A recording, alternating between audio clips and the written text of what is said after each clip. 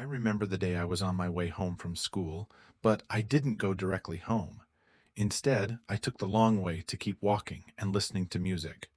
But I wish I never had because that was when I found a head. I was walking the trail I sometimes took when I wanted a bit of extra time before I arrived home. More me time, you could say. So I carried along the track until something caught the corner of my eye. Something white. I stopped to look down the bank and saw a white sack lying deep in the grass beneath the tall bushes that surrounded the edge. Curious to know what it was, I put down my Walkman and crawled carefully down the bank. I was getting caught on every other branch on my way down. I was starting to think this may not be worth what I might find. But I was wrong. I finally made it down and crept closer to the bag, which seemed to glow. I mean, it was daylight. I could see as clearly as anything, but the bag had a presence I had never felt before. As I got closer, my heart pounded faster and faster, as if something was warning me not to touch it. Then I was right in front of it. I was right there. I carefully picked the bag up and undid the rope that had tied the bag shut. But before I could open it, I heard something behind me. I tied the bag back up and crawled up the hill. With the bag slung over my shoulder, I headed home quickly. What could it be? It could be a bag of money. It'll surely be rich. It could be gold or silver. Whatever it was, it had some heft to it. I ran up the stairs to my house, opened the door, ran straight to my room, and threw the bag on the bed. Mother yelled, "Dinner's ready," and I cried, "Coming?" I looked at the bag a bit more, inching further toward it. I picked up the bag, trying to feel how heavy it was. It seemed like it had seen a better day or two. It smelled, and it had mold growing on the sides. I pulled the rope to undo the bag and looked inside. My whole body froze and started to shake, sweat dripping from my face and covering my eyes. Blinded by sweat, I looked stunned at what I saw. It was a human head. I pulled the bag down as I looked and gazed at it. I cannot tell you why it was there, but I know this. It was human, but also, at the same time, not. The eyes were shrunken inside themselves, glazed purple and blue. The skin was a tint of green. The hair was pure silver, and the lips were ruby red. I just stared at it for what felt like an eternity. Then I snapped out of my daze. My mother was crying out for me again. I put it back in the bag, tied it back up, threw it in my closet, and ran out the door. As I ate dinner that night, I sat in silence.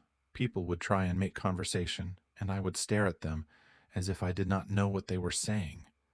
I quickly finished and returned to my room to continue inspecting this thing. As I ran back, my mother looked at me and asked, "What's wrong with you tonight? Anything you need to tell me?" I told her, "No, I'm just tired," and off I went. As I opened my door, I felt a shiver run down my spine, something that still, to this day, I have never felt. I shut the door and went straight to my closet. As I pulled it open, it was nowhere to be seen. I looked high and low, the top and bottom shelves, even under my bed. I could not find it anywhere. Finally, I yelled at my mother and asked, "Did you touch the bag inside the closet?" She came in and sternly told me she had not been in my room and asked, "What's with you tonight?" I assured her nothing was wrong, and I got into bed. As I lay there watching TV, I couldn't help but feel terrified of what had just happened. How could this be? It was there 30 minutes ago. I saw, found, touched, and now it's gone. I stared at the empty closet all night. Needless to say, I only got 2 hours of sleep. The next day after I got out of bed, I looked again, and still nothing. Maybe it was all an illusion, just a weird fever dream. I got ready for school and did my usual routine: shower, get dressed, have breakfast, then head out the door to walk to school. Listening to the teachers blather on about history was an ordinary Wednesday. The bell rang at the end of the day, and off I went. I was walking home with my friends, and one by one they said goodbye and walked into their homes. Then I walked further down and saw the long path to home. I thought, "No, I won't be going down there again." I continued until I looked back. Something told me to take that path back home again, as it was my usual way home. So I turned around and headed back and down the same track. I put in my earphones and kept walking. I was near where I saw the bag last time.